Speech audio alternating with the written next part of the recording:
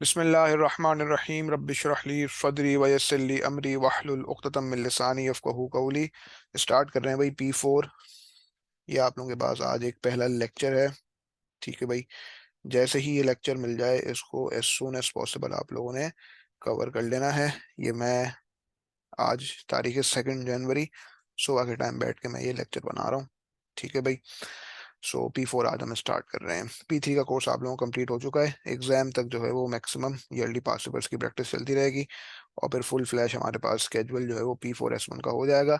लेकिन मैंने सोचा भाई जनवरी स्टार्ट हो चुका है तो P4 हम इस तरह स्टार्ट कर देते हैं। तो ये लेक्चर में जो चीज़ें लिखवाऊँ पूरी अपने पास कॉपी करनी है। ठीक है भाई, और फिर मुझे वक्त के साथ साथ आपने अपडेट कर देना है कि कितना कितना कवर कर लिया। तो भाई सबसे पहले हमारे पास जो चैप्टर है डेट इज प्रूफ। हमारा जो चैप्टर नंबर 1 है प्रूफ। अब P2 में जो आप लोगों ने प्रूफ सीखा था वो सीखा था proof by exhaustion and proof by counter example. और प्रूफ बाय एग्जॉशन में जहाँ पे एल्जेब्रिक टेक्निक्स अप्लाई होती थी उसको हम प्रूफ बाय डिडक्शन कहते थे। अब यहाँ पे हमारे पास प्रूफ की एक मुख्तलिफ टेक्निक है। यहाँ पे हमारे पास क्या है भाई, प्रूफ बाय कॉन्ट्रडिक्शन। ठीक है भाई, तो जो जो चीज़ें लिखवा रहा हूँ और समझा रहा हूँ गौर से सुनो और सारी चीज़ें अपने पास कॉपी करते रहो। ठीक है ना भाई। अब सबसे पहले आप इस लफ्ज पे गौर करो, कॉन्ट्रडिक्शन। कॉन्ट्रडिक्शन का मतलब क्या है? इख्तलाफ। अल इख्तलाफु बैनल इबारात। ठीक है ना भाई। आपके पास एक स्टेटमेंट आएगी, आपने वो प्रूव करना होगा कि वो स्टेटमेंट सही है। तो इसकी जो टेक्निक हम इस्तेमाल करेंगे वो होगी कॉन्ट्रडिक्शन। हम क्या करेंगे भाई, हमारे पास एक स्टेटमेंट आई, वो बोलती है कि भाई ये स्टेटमेंट है, प्रूव करो कि ये ट्रू है। हम क्या करेंगे, उस स्टेटमेंट की एक ऑपोजिट कंडीशन लेंगे। हम उसकी एक ऑपोजिट कंडीशन लेंगे और हम ये साबित करेंगे कि हमने जो ऑपोजिट कंडीशन ली है, हमने जो एजम्पशन ली है वो फॉल्स है। तो अब जब हमारी एजम्पशन फॉल्स प्रूव हो जाएगी तो ऑटोमेटिकली वो जो सवाल में ओरिजिनल स्टेटमेंट हमें दी हुई होगी वो ट्रू साबित हो जाएगी। ऐसी टेक्निक को हम कहते हैं प्रूफ बाय कॉन्ट्रडिक्शन। आसान उर्दू में ये बात मैंने आपको समझाई, एक बार फिर से समझा देता हूँ। एक स्टेटमेंट आपके पास आई, उसको प्रूव करना है कि वो ट्रू है। हम क्या करेंगे, उस स्टेटमेंट की ऑपोजिट कंडीशन एज्यूम करेंगे। उस स्टेटमेंट की ऑपोजिट कंडीशन एज्यूम करेंगे। एक स्टेटमेंट आई भाई, आज इस टाइम अभी दिन है, सुबह के टाइम दिन है। मैं बोलूं भाई नहीं, अभी रात हो रही है, और मैं किसी तरह प्रूव कर दूं कि रात नहीं हो रही, तो इसका मतलब दिन हो रहा है। ठीक है ना। तो वो जो ओरिजिनल स्टेटमेंट थी कि अभी दिन हो रहा है, वो स्टेटमेंट ट्रू साबित हो जाएगी। और मैंने जो एजम्पशन ली थी, यानी कि जो मैंने ऑपोजिट एज्यूम किया था, वो फॉल्स साबित हो गया। ठीक है भाई। तो ये प्रूफ बाय कॉन्ट्रडिक्शन की जो है वो टेक्निक है। तो जो जो की पॉइंट्स लिखवा रहा हूँ साथ साथ लिखते रहो। सबसे पहला की पॉइंट लिखो, सबसे पहला की पॉइंट लिखो कि a contradiction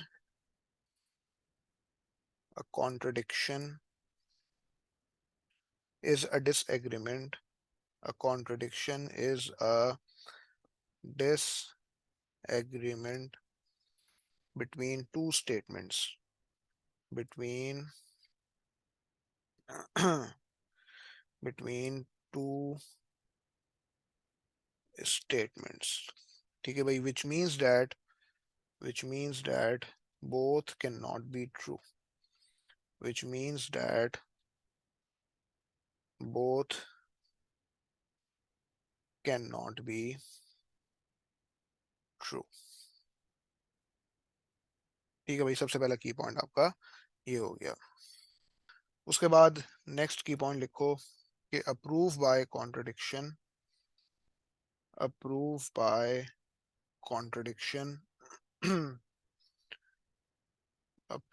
by contradiction assumes that the opposite result is true. हम पहले ये एज्यूम करेंगे कि हम जो ऑपोजिट स्टेटमेंट बता रहे हैं वो ट्रू है, और फिर हम क्या करेंगे, सीरीज ऑफ लॉजिकल स्टेप्स दिखाएंगे और हम इस बात को साबित करेंगे कि हमारी एजम्पशन जो है वो गलत है, यानी कि ऑपोजिट रिजल्ट जो हमारी एजम्पशन होगी वो गलत होगी। ठीक है। लेकिन एज्यूम हम ये करेंगे कि हम जो ऑपोजिट कंडीशन ले रहे हैं वो ट्रू है। ठीक है भाई। यानी कि दूसरा की पॉइंट हो गया कि approve by contradiction assumes that the opposite result is true. और फिर इसका एक नेक्स्ट इसी पॉइंट को कैरी कर रहे हैं हम। Then through a series of logical steps, then through a series of logical steps shows that shows that shows that this cannot be so। यानी कि जो आप एजम्पशन लेके जा रहे हो वो ट्रू नहीं है, एजम्पशन आपकी फॉल्स हो जाए। मतलब कि shows that this cannot be so, यानी कि shows that the assumption we took shows that the assumption we took shows that the assumption we took is false। ठीक है ना भाई। मतलब कि आपके सामने स्टेटमेंट आई कि भाई इस वक्त अभी दिन हो रहा है, आपने बोला यार एज्यूम करते हैं कि इस वक्त रात हो रही है। फिर सीरीज ऑफ लॉजिकल स्टेप्स के साथ, यानी कि मैं गया अपने घर के बाहर, मैंने एक सेल्फी ली, सामने दिख रहा है सूरज, और मैंने फिर इस बात को प्रूव कर दिया कि भाई मैंने जो assumption ली थी ना कि इस टाइम हो रही है रात, तो ये मेरी assumption फॉल्स साबित हो गई। लेकिन मैंने एक्चुअली एज्यूम क्या था कि इस वक्त दिन नहीं हो रहा, इस वक्त रात हो रही है।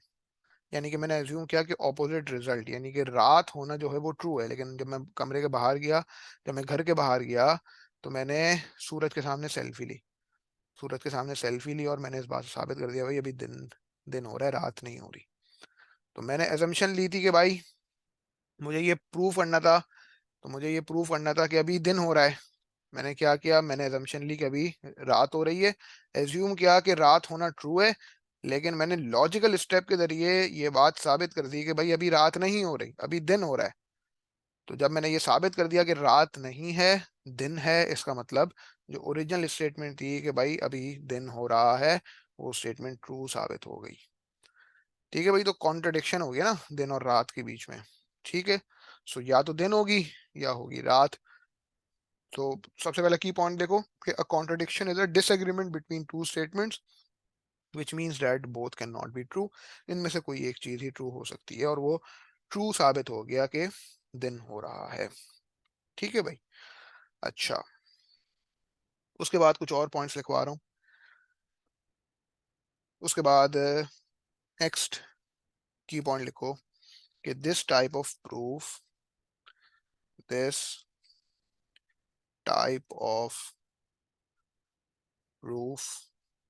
often involves this type of proof often involves explanation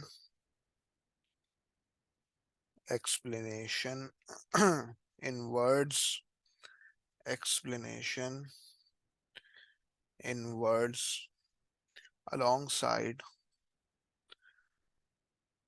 alongside mathematical statements alongside mathematical statements। ठीक है भाई। और उसके बाद नेक्स्ट की पॉइंट लिखो, start with a statement start with a statement start with a statement assuming that assuming that the opposite is true assuming that the opposite is true। ठीक है भाई, ये कहानी है। अच्छा भाई, उसके बाद इससे पहले कि हम कुछ बेसिक एग्जांपल सॉल्व करना स्टार्ट करें और प्रूफ बाय कॉन्ट्रडिक्शन की टेक्निक जो है वो इस्तेमाल करना शुरू करें, पहले मैं आप लोगों को कुछ बेसिक कॉन्सेप्ट जो हैं वो P2 के रिकॉल करा देता हूँ। यानी कि वो ऐसे बेसिक कॉन्सेप्ट्स हैं जो कि आप लोगों ने P2 में प्रूफ में सीखे थे। ठीक है, यानी कि लैंग्वेज ऑफ प्रूफ जो है वो जरा आपको रिकॉल करा दूं। ठीक है, तो भाई अगले पेज पे जरा हेडिंग डाल दें, लैंग्वेज ऑफ प्रूफ। ये बहुत इंपॉर्टेंट चीजें हैं। ठीक है, तो ये कुछ की पॉइंट्स मैं आप लोगों को लिखवा रहा हूँ। तो अगले पेज पे हेडिंग डाल दीजिए लैंग्वेज ऑफ प्रूफ की। ठीक है भाई। तो भाई सबसे पहला की पॉइंट लिखे हैं, सबसे पहला की पॉइंट लिखे हैं कि use n to represent any integer, use n to represent any integer. ठीक है। उसके बाद नेक्स्ट की पॉइंट लिखें कि use n and m, use n and m to represent any two integers, to represent any two integers। मतलब n और m just यहाँ पे एज एन एग्जांपल बात कर रहा हूँ। p कह सकते हो, k कह सकते हो, q कह सकते हो, a कह सकते हो, b कह सकते हो, कुछ भी कह सकते हो। ठीक है। ये वो बेसिक लैंग्वेज है प्रूफ की जो कि आप लोग P2 में सीखा करते थे। तो ये कुछ बातें यहाँ पे रिकॉल करवा रहा हूँ और ये चीज़ें भी पता होनी चाहिए ताकि कोई किसी किस्म की कंफ्यूजन आप लोगों को ना रहे।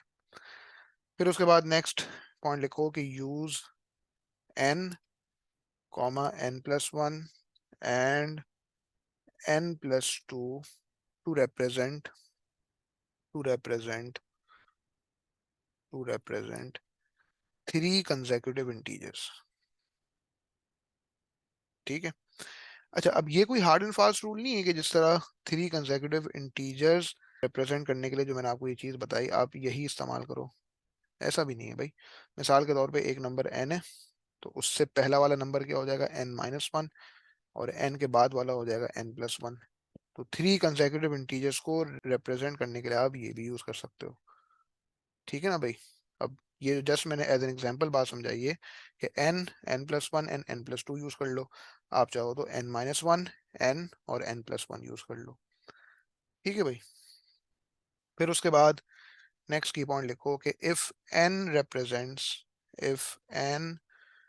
represents any integer, चाहे वो n ऑड हो या इवन हो, लेकिन जब उस n को 2 से मल्टीप्लाई करा दोगे ना वो इवन हो जाएगा।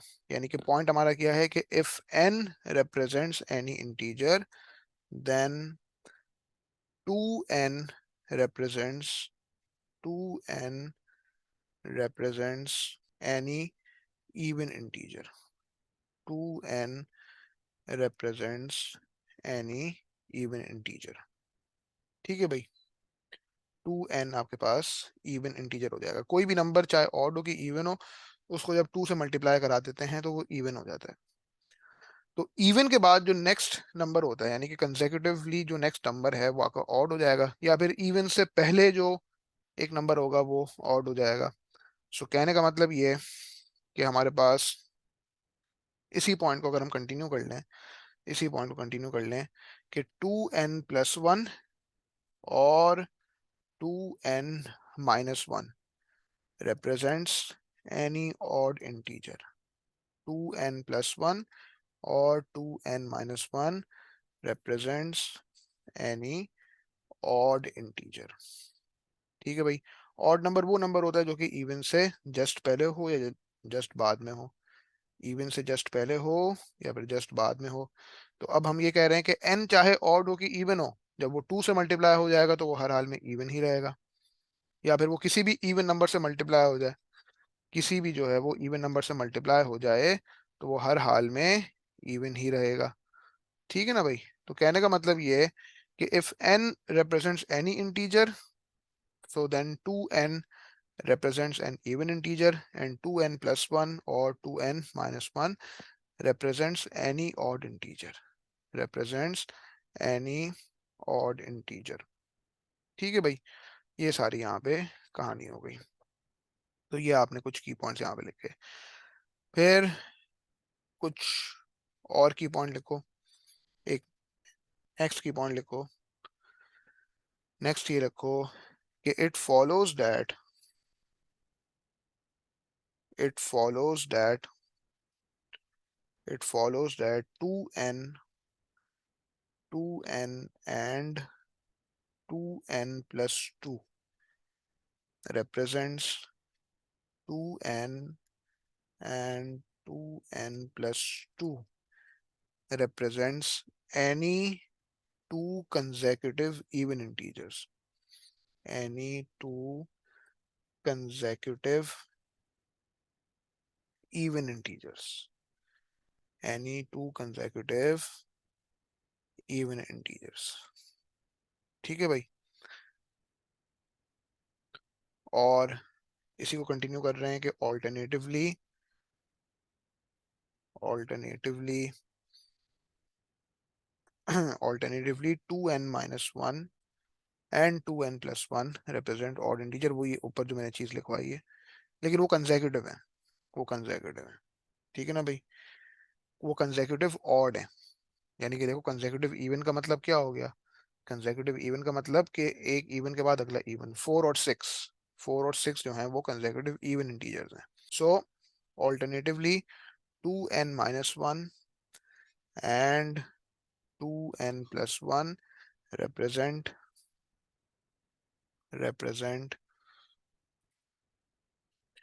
any two consecutive odd integers. odd integers कह लो या odd numbers कह लो. ठीक है ना भाई. अच्छा, उसके बाद नेक्स्ट की पॉइंट लिखो. नेक्स्ट की पॉइंट ये लिखो कि भाई आपके पास जो है use n square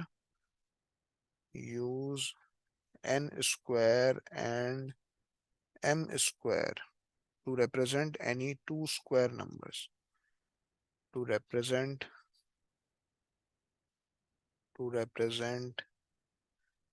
any two, कोई से भी दो स्क्वायर नंबर्स. इसी तरह हम ये भी कह सकते हैं कि n³ और m³ के लिए आप any two क्यूब नंबर्स कह लो. ठीक है ना भाई. तो ये पॉइंट एक लिखवा दिए, काफी है, बात समझ जाना. तो यूज n² and m² to represent any two square numbers. फिर उसके बाद नेक्स्ट की पॉइंट लिखो कि यूज n² एंड n+1 का whole square to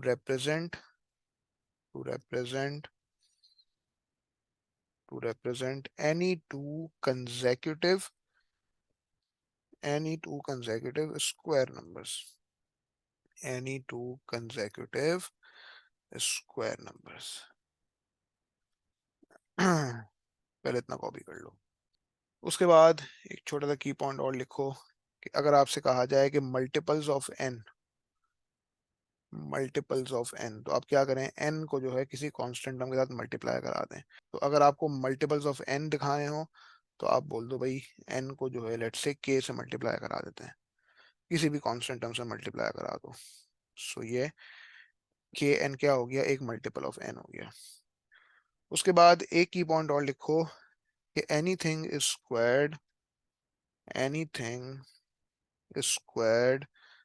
is always anything squared is always greater than or equals to 0.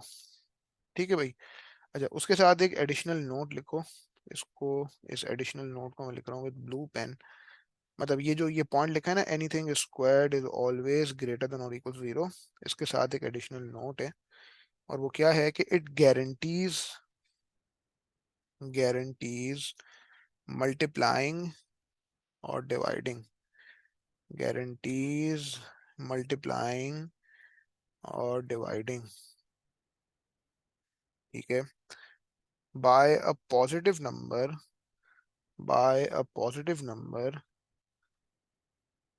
For inequalities. By a positive number for inequalities. अब जिन students ने P1 मुझसे पढ़ा है ना, और जो अभी भी मुझसे P1 पढ़ रहे हैं, और जो भी A2 में भी हैं, तो उनको ये बात का अच्छी तरह इल्म होगा कि मैंने जो है P1 में आपको जब कराई थी रेसिप्रोकल इनइक्वालिटीज, तो मैंने उसकी कुछ एग्जांपल्स कराई थी आप लोगों की बुक से हटके, और कुछ बेसिक बेसिक कॉन्सेप्ट इसके मैंने कुछ डिटेल में आप लोगों को करवाए थे जब हम P1 के अंदर इनइक्वालिटीज और इक्वेशंस वाला चैप्टर पढ़ रहे थे. तो जब रेसिप्रोकल इनइक्वालिटीज हमारे पास आई थी, तो वहां पे हमने कुछ कॉन्सेप्ट डिस्कस किए थे। मिसाल के तौर पे आपके पास एक ऐसी इनइक्वालिटी है कि 3/x इज ग्रेटर देन 2। ठीक है भाई। तो अगर यहाँ पे ये स्टेप परफॉर्म किया जाए कि multiply x on both sides, भाई एक्चुअली होता क्या है, ये जो हम कोई भी जैसे फॉर एग्जांपल इक्वेशन सॉल्व कर रहे हैं, let's say 3/x is equal to 2, तो ये जो हम कहते हैं ना कि x जो है ऊपर जाके 2 से मल्टीप्लाई हो गया, तो ये 3 इज इक्वल टू 2x हो गया, और x इज इक्वल टू 3/2। ये जो स्टेप होता है, इसको फॉर्मली तौर पे, ऑफिशियली तौर पे हम इसको बोलते हैं कि ये स्टेप है multiply x on both sides. ये जो मैंने यहाँ पे स्टेप परफॉर्म किया ना इस इक्वेशन में, इस स्टेप को ऑफिशियली तौर पे हम कहते हैं कि multiplied x on both sides. वो अलग बात है कि ये लाइक इतना कॉमन ये चीज यहाँ पे, आई मीन x को आपने किया कि दूसरी तरफ जाके मल्टीप्लाई करा दिया ना 2 से, तो वो क्यों हुआ है कि वो multiply x on both side हो रहा है, इसीलिए। अब वो इतना कोई लाइक सिंपल सी चीज है कि हम इसको इतना ऑफिशियली तौर पे, इतना फॉर्मली तौर पे बोलते नहीं है जब हम कोई भी इक्वेशन सॉल्व कर रहे होते हैं। मतलब जिस तरह आप जो है वो, लेट्स से एक बेसिक अलजेब्रिक इक्वेशन है 3x+1 इज इक्वल टू 4। अब ये जो हम स्टेप परफॉर्म करते हैं कि भाई 1 को दूसरी तरफ भेज दो, 1 को दूसरी तरफ भेज दो, तो जाके ये 3x is equal to 4 - 1। So mathematics की जुबान में इस स्टेप को बोलते हैं कि subtract 1 on both sides, subtract 1 on both sides. ठीक है ना भाई। सो ये लाइक इतनी कोई सिंपल सी चीज है कि हम बार बार अब ये नहीं कहते कि भाई सब्ट्रैक्ट 1 ऑन बोथ साइड, हम बोल देते हैं यार 1 को दूसरी तरफ भेज दो। सो एक्चुअली वो स्टेप क्या हो रहा होता है कि you are subtracting 1 on both sides. ठीक है ना भाई। तो इसी तरह की कहानी कुछ यहाँ पे हो रही होती है कि लेट से आपके पास एक इक्वेशन आई 3/x इज इक्वल टू 2, तो आप जो ये बोलते हो भाई कि x जो है वो 2 से मल्टीप्लाई करा दो, तो एक्चुअली क्या हो रहा होता है, multiply x on both sides हो रहा होता है, सच डेट कि ये वाला x और ये वाला x जो है वो कैंसिल आउट हो जाते हैं, और बचता फिर आपके पास क्या है, 3 इज इक्वल टू 2x। सो कहने का मतलब ये है कि जब आपके पास एक रेसिप्रोकल इनइक्वालिटी हो, ठीक है, लेट्स से ये 3/x इज ग्रेटर देन 2, तो यहाँ पे multiply x on both sides नहीं कर सकते आप, क्योंकि x पॉजिटिव भी हो सकता है, नेगेटिव भी हो सकता है। और इसकी मैंने डिटेल में एक्सप्लेनेशन सिखाई थी P1 के अंदर, कि अगर हम multiply x on both sides करते हैं तो क्या फसाद पैदा होता है, क्या खराबियां पैदा हो जाती हैं, और हमारी इनइक्वालिटीज हो जाती है गलत टोटली, अगर आप यहाँ पे multiply x on both sides कर दो। जिन स्टूडेंट्स ने एएस मुझसे पढ़ा है उनको ये बात अच्छी तरह याद होगी, अगर याद नहीं है तो मैंने यहाँ पे थोड़ी रिकॉल करा रहा हूँ बातों को। तो हम यहाँ पे स्ट्रिक्टली स्पीकिंग जो स्टेप परफॉर्म करते हैं वो क्या करते हैं कि multiply x square on both sides, ताकि एक पॉजिटिव क्वांटिटी दोनों तरफ मल्टीप्लाई करा दो। क्योंकि जब आप x को मल्टीप्लाई कराओगे ऑन बोथ साइड, तो फसाद क्या पैदा होगा एक्चुअली, कि x देखो पॉजिटिव भी हो सकता है और x आपका नेगेटिव भी हो सकता है, x आपका पॉजिटिव भी हो सकता है, x आपका नेगेटिव भी हो सकता है ना। तो जब एक नेगेटिव क्वांटिटी इनइक्वालिटी के साइड से मल्टीप्लाई हो जाती है, तो इनइक्वालिटी की साइन तब्दील हो जाती है। तो आप जब multiply x on both sides करोगे और इनइक्वालिटी की साइन चेंज ही नहीं करोगे, तो फसाद पैदा हो जाएगा, इनइक्वालिटी गलत हो जाएगी। तो इनइक्वालिटी की साइन को अपनी जगह बरकरार रखने के लिए, इनइक्वालिटी की साइन को अपनी जगह बरकरार रखने के लिए हम क्या करते हैं, एक पॉजिटिव क्वांटिटी से मल्टीप्लाई कराते हैं ऑन बोथ साइड्स, यानी कि एक्स स्क्वायर से मल्टीप्लाई कराते हैं ऑन बोथ साइड्स। अगर ये इनइक्वालिटी ना होती ना, ये इक्वेशन होती, यानी कि जस्ट सिंपली जिस तरह यहाँ पे इक्वेशन लिखी गई थी 3/x इज इक्वल टू 2, तो फिर कोई मसला नहीं था multiply x on both sides कराने का, क्योंकि वो इनइक्वालिटी की साइन पे कोई फर्क ना पड़ता ना, इनइक्वालिटी थी नहीं तो उसकी साइन पे क्या फर्क पड़े, इनइक्वालिटी होगी तब ये मसला अराइज होगा। तो कहने का मतलब ये है कि ये जो नोट मैंने यहाँ पे लिखवाया है ना एडिशनल के, anything squared is always greater than और इक्वल टू 0, ये जो हमारा की पॉइंट था, इस पे जो मैंने एडिशनल नोट लिखवाया है, ठीक है। So it guarantees multiplying dividing by a positive number, by a positive number for inequalities. ठीक है भाई। सो एक्स स्क्वायर हर हाल में ग्रेटर देन और इक्वल टू 0 होगा। सो ये यहाँ पे थोड़ी इसकी मैंने एक्सप्लेनेशन दी। तो बात करते करते मुझे कुछ P1 की बातें याद आई, तो मैंने कहा ये जरा चीजें रिकॉल करा दूं कि भाई ये क्या मतलब है इसका, कि इट गारंटीज मल्टीप्लाइंग और dividing by a positive number for inequalities. ये हमने कुछ बेसिक लैंग्वेज ऑफ प्रूफ जो है वो रिकॉल कर ली, जो कि आपके जो कि आप P2 में भी इस्तेमाल करते थे, ये वाली लैंग्वेज। ठीक है भाई। तो भाई ये मैंने आप लोगों को कुछ बेसिक लैंग्वेज ऑफ प्रूफ जो है वो रिकॉल करवाई। ये मैंने इतना कॉन्सेप्ट पहले यहाँ पे रिकॉल करवाया, आप लोगों ने बातें मेरी अच्छी तरह सुनी होंगी। और इससे पहले मैंने प्रूफ बाय कॉन्ट्रडिक्शन का एक छोटा सा इंट्रोडक्शन दिया और उसके कुछ इंपॉर्टेंट इंपॉर्टेंट की पॉइंट्स लिखवाए। ये मैं पहले ज़रा यहाँ से ये चीज़ें इरेज कर दूँ। उसके बाद मैं क्या कर रहा हूँ कि बुक का आपका एक स्क्रीनशॉट स्क्रीन पे लेकर आ रहा हूँ। ये आप लोगों ने अच्छी तरह ये पढ़ लेना है। अब तक जो बातें लिखवाई हैं वो सारी आपको समझ में आ जाएंगी। क्या है भाई कि a contradiction is a disagreement between two statements which means that both can not be true. ये हमारा पहला की पॉइंट था। Proof by contradiction is a powerful technique. अब वो मैंने उसको अलग से की पॉइंट लिखवाया नहीं, ठीक है भाई, बस समझ लो कि ये बहुत अच्छी टेक्निक है जो आपने इस्तेमाल करनी है। अच्छा भाई, तो करते क्या है हम। To prove a statement by contradiction you start by assuming that it is not true. यानी कि ओरिजिनल जो स्टेटमेंट है वो ट्रू नहीं है, हमने एक एजम्पशन जो ली है वो ट्रू है। हम ये एज्यूम करते हैं कि भाई हमारी जो ऑपोजिट कंडीशन है, यानी कि हम क्या करते हैं, proof by contradiction assumes that the opposite result is true. मुझसे कहा जा रहा है कि भाई अभी हो रहा है दिन, अभी दिन का टाइम है। मैं बोलूँ नहीं भाई, रात हो रही है। तो मैंने एक ऑपोजिट कंडीशन को ट्रू रखा है। मैं अभी एज्यूम कर रहा हूँ कि रात है। मैं एज्यूम कर रहा हूँ कि ये स्टेटमेंट कि अभी रात हो रही है, इस वक्त सुबह के 9 बजे, इस वक्त जो है वो अभी क्या है, रात हो रही है। मैं एज्यूम कर रहा हूँ कि ये ट्रू है। फिर मैं बाहर गया, अपने अपने घर के बाहर गया, मैंने देखा भाई धूप हो रही है, सूरज है। मैंने अपनी सेल्फी ली। मैंने एक लॉजिकल स्टेप परफॉर्म किया। मैंने अपनी सेल्फी ली धूप में, ताकि भाई हर देखने वाले को, हर एनी शाहिद को ये बात समझ आ जाए, एक विटनेस को, आई विटनेस को ये बात समझ आ जाए कि भाई ये धूप में खड़े होकर सेल्फी ले रहा है, तो दिन ही है, रात तो हो नहीं सकता। तो एक लॉजिकल स्टेप परफॉर्म किया और ये बात साबित कर दी कि भाई अभी जो है वो दिन का टाइम है, रात नहीं है। तो मैंने जो एजम्पशन ली थी ना कि अभी रात है, वो झूठ साबित हो गया, वो फॉल्स साबित हो गया। ठीक है ना भाई। So to prove a statement by contradiction you start by assuming that it is not true. You then use a logical steps to show that this assumption leads to something impossible, either a contradiction of the assumption or a contradiction of a fact you know to be true. You can conclude that your assumption was incorrect and the original statement was true. मकसद क्या है, eventually जो original statement है उसको true साबित करना है। तो हम क्या करते हैं, उसकी एक कॉन्ट्राडिक्टिंग स्टेटमेंट लेते हैं, यानी कि ऑपोजिट कंडीशन एज्यूम करते हैं और उस ऑपोजिट कंडीशन को फॉल्स साबित करते हैं। तो जब ये बात साबित हो जाए कि एक स्टेटमेंट का ऑपोजिट कंडीशन फॉल्स है, तो ये बात साबित हो जाएगी कि ओरिजिनल स्टेटमेंट ट्रू है। तो ये काम हमने यहाँ पे करना होता है। ठीक है भाई।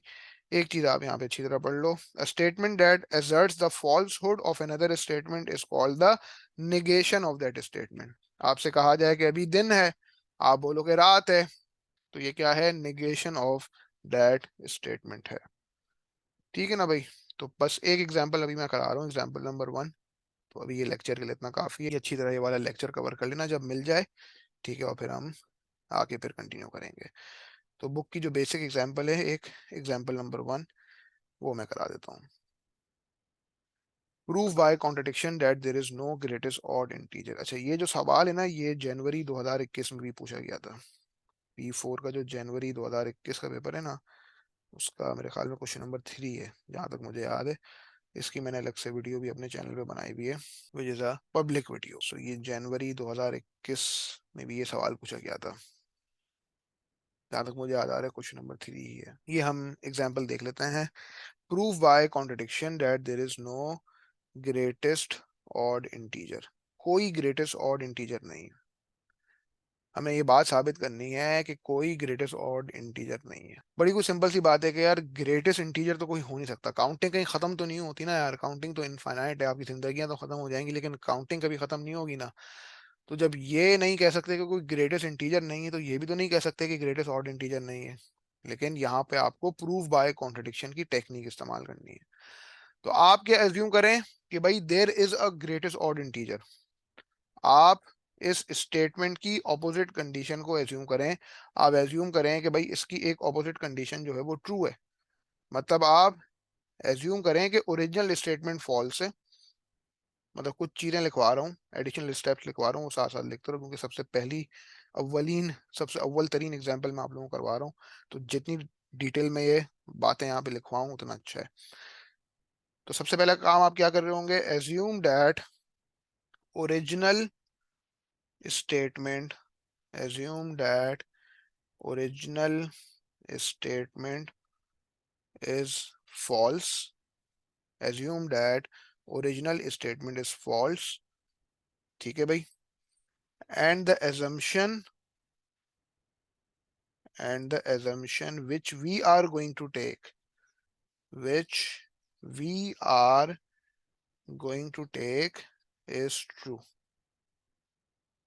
भाई अपनी assumption जो मैं लूंगा उसको जब मैं एज्यूम करूंगा कि वो ट्रू है, तो ओरिजिनल स्टेटमेंट में क्या कर रहा हूँ कि ओरिजिनल स्टेटमेंट में फॉल्स एज्यूम कर रहा हूँ, है ना। तो स्टेटमेंट क्या है कि भाई there is no greatest odd integer, मैं बोलूँ नहीं भाई नहीं, there is a greatest odd integer. मेरी एजम्पशन क्या है भाई, मेरी एजम्पशन ये है कि there is a greatest odd integer. मेरी एजम्पशन क्या है भाई, कि there is a greatest odd integer, ठीक है ना भाई।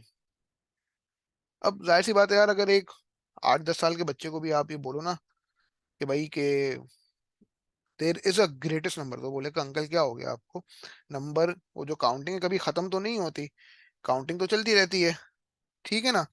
तो हमने यहाँ पे एक एजम्पशन ली है कि there is a greatest odd integer, तो कोई बच्चा भी होगा ना बोलेगा सर ये क्या बात बोल रहे हो यार आप, आपको आपको इलाज कराने की जरूरत है, आप ये किस तरह की बात बोल रहे हैं कि there is a greatest odd integer.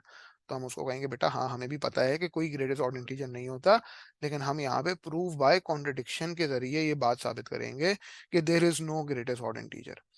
तो हमने एक एजम्पशन ली, ये हमारी एक एजम्पशन है कि there is a greatest odd integer. अब सीरीज ऑफ लॉजिकल स्टेप्स के जरिए आप इस बात को प्रूव करोगे कि आपने जो ये एजम्पशन ली है ना, ये सरासर झूठ है, गुमराहियत पर मबनी बात है, ये सरासर गुमराहियत पर मबनी बात है कि there is a greatest odd integer.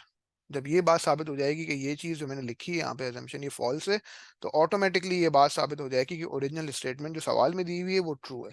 मैं यहाँ पे कह रहा हूँ कि there is a greatest odd integer, और उस ग्रेटेस्ट ऑड इंटीजर को रिप्रेजेंट करने के लिए मैंने एक अल्फाबेट ले लिया एन। मैं बोल रहा हूँ भाई n is a greatest odd integer. तो यार कोई आके मुझे बोलेगा कि भाई यार सर आप एक काम करें, एन में जरा टू तो ऐड कराएं, एन में आप टू ऐड कराएं, तो ये भी तो सर एक ऑड इंटीजर है।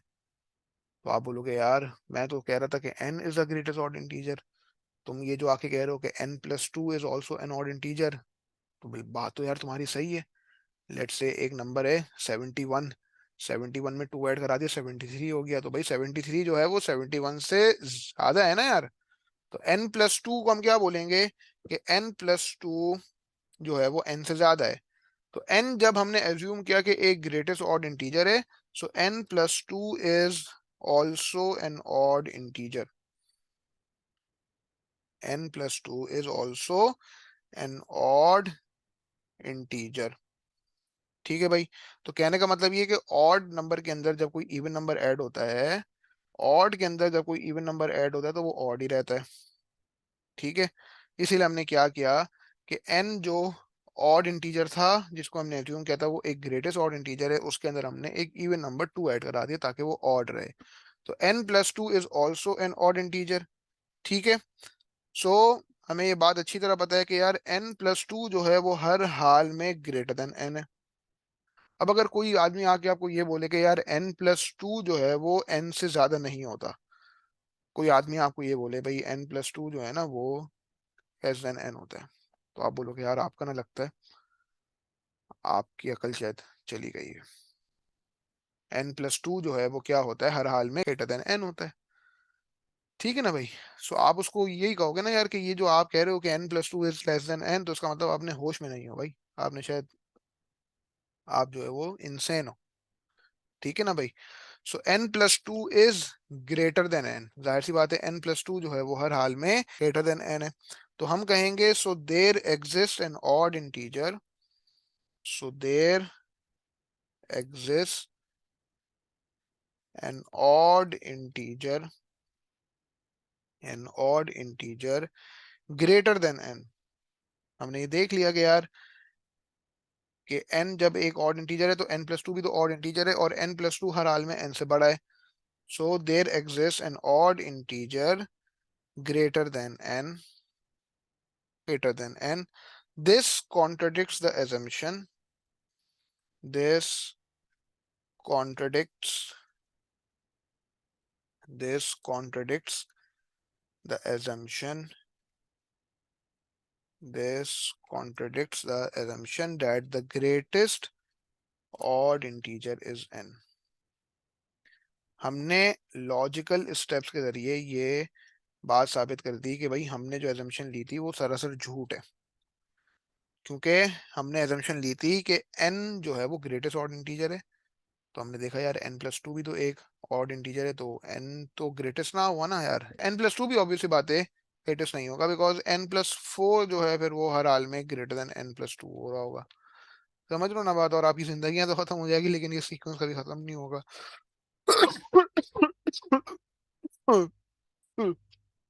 ठीक है ना यार. तो ये मेरे समझाने का मतलब है.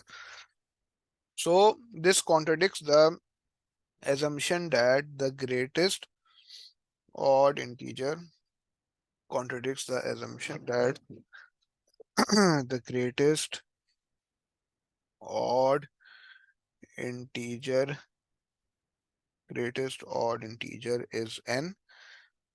Therefore there is no greatest odd integer.